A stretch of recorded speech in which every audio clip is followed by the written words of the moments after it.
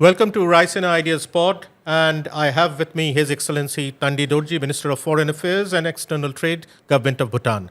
Welcome to the show. Thank you very much, Nilanjan. I'm very happy to be here. More importantly, when we talk about Bhutan, the first and foremost thing that comes to mind is gross national happiness, or the GNH. Yes. Any kind of policy change or policy implementation has to go through this acid test of GNH. Yes. So, and the world talks about it. So, can you just throw light on some of the parameters or the canons of the gross national happiness? Nilanjan, right at the outset, I would like to say that I'm not an expert on this. However, our Majesties, the successive monarchs, in particularly our fourth king, who enunciated these wise words to say that gross national happiness is more important than gross development product.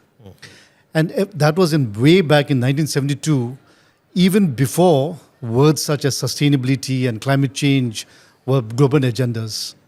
And since then, Bhutan has adopted this philosophy to pursue our development pathway, which today many recognize it as being sustainable development. And to go through the concept of GNH, basically it consists of 4 pillars. There are 9 domains and 33 indicators that allow us to evaluate what are government's development programs doing to enhance the well-being of the people. And there are, as I mentioned even during our panel discussion, there are so many examples in which Bhutan has shown what sustainable development is. Our forest cover is one of the highest. We are carbon negative. We are promoting, we have banned the use of plastics. We are promoting electric vehicles. Everything that we do in Bhutan, projects, whether it's a private business, whether it is government projects, or whether it's government policies, goes through a screening program called the GNH Index. And this index basically looks at the benefit of any policy or program to the community. Not only should it bring economic prosperity, but it should also contribute to about preserving the culture or sustaining the environment. If a project or a program is detrimental either to the environment, either to the culture or community vitality, or takes away people's time from recreation and exercise, or reduces the hours of sleep, these things will not be included. And therefore, I think this has served us very well. And today we are very proud to say that we are graduating from a LDC country to a middle income country by this year, while at the same time having preserved and conserved our environment and our culture. I think Bhutan, despite being very small, has shown to the world that we do not need to rush blindly pursuing just economic growth, but at the same time considering the well-being of the people, our country, and our contribution to the globe at large. So, Excellency, in fact, if I take this cue of sustainable development goals from your last intervention, so all you mean to say is that GNH, if adopted in similar settings, can actually further the cause of achieving the SDGs? Yes, definitely, Nilanjan. I think the concepts of GNH have helped us in every sector you look in Bhutan, whether it is education, whether it is health, whether it is poverty reduction, whether it is environment, all the 17 SDGs that we have, that the world has chosen to adopt. Bhutan is on track to meet all of those SDGs. Not only are we on track to meet all of the SDGs, as I said, we have also economically progressed from a LDC to a middle income country. And that just shows that GNH has great importance and can be a good example for many of the countries. If a small country like Bhutan, despite all our challenges, can achieve sustainable development, imagine what the rich countries with all their resources could do. However, we need to change our mindset and move from what Prime Minister Modi rightly said, from being deliberate and mindful utilization and not to pursue mindless and destructive consumption. I think that will destroy the world. In fact, Bhutan turns out to be a very fascinating example for the world on various accounts. after all, it's a South Asian nation. Yes. And when we think of South Asia, what comes to mind is the hustle and bustle of urbanization, pollution, huge population. But out here we find a green island Thank out you. there, right? But at the same time, it is also a major tourism destination. Yes. So given the fact that you have 70% of your landmass under forests, you're a carbon negative nation Yes. in that sense.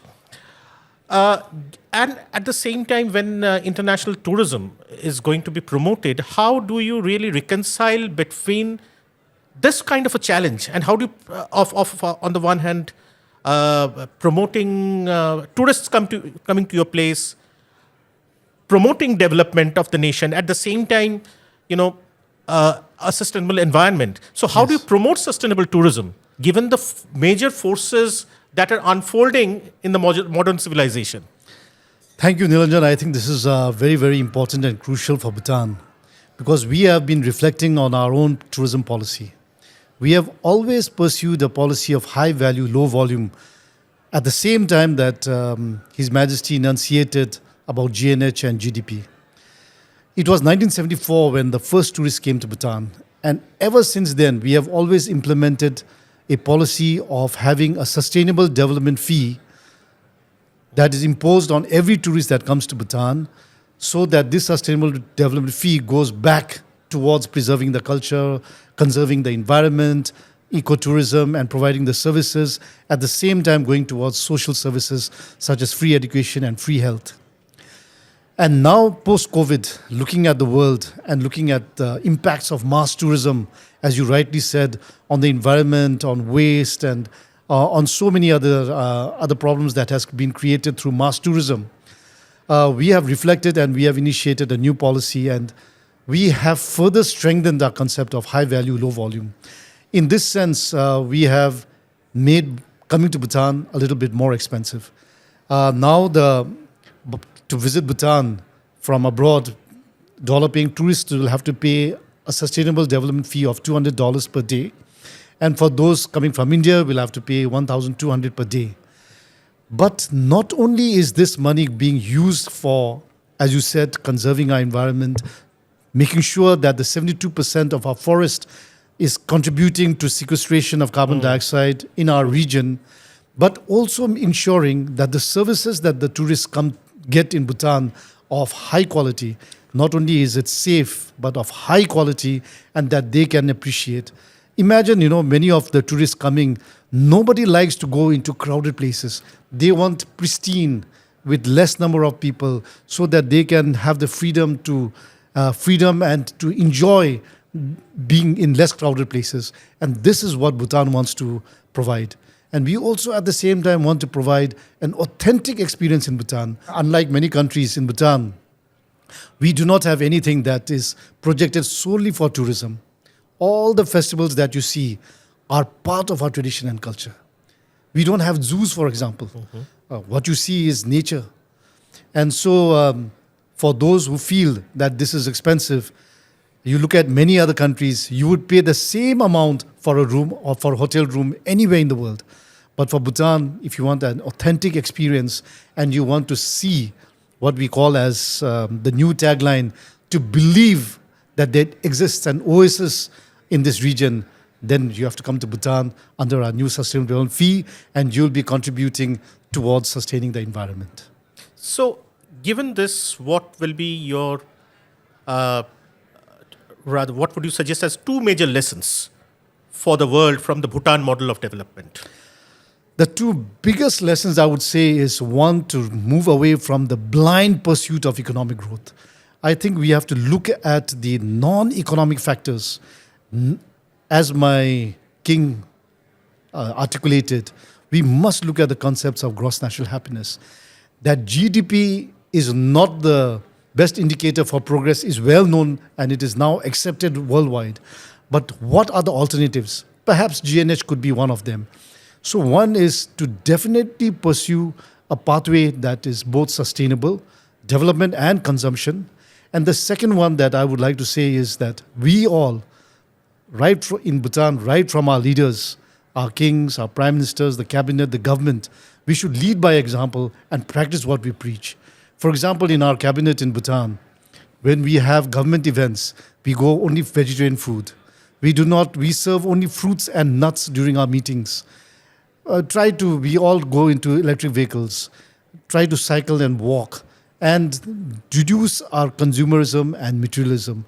I think these are two very, very important examples that I can give, among many, many others. And all this must be backed up by good policies and good regulations so that every government can implement those programs that will take their country forward both economically and also socially and environmentally.